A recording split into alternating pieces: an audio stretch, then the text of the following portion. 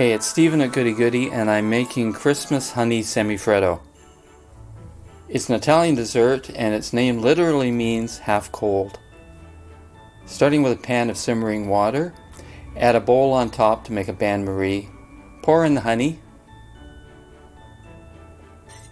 and then whisk in the eggs until you get to this consistency.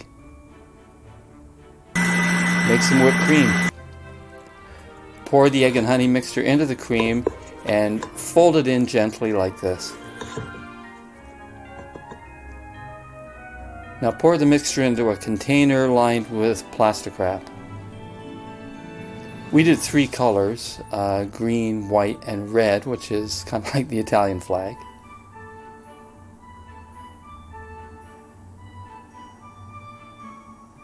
And this kind of reminds me of the old sci-fi movie, The Blob.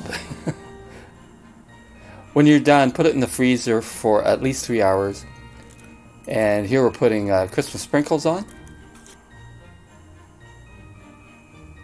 Look at this, it's so beautiful. And it cuts a lot more easily than ice cream. It's a little bit softer. Christmas honey semifreddo. Merry Christmas and happy holidays to everyone from Goody Goody.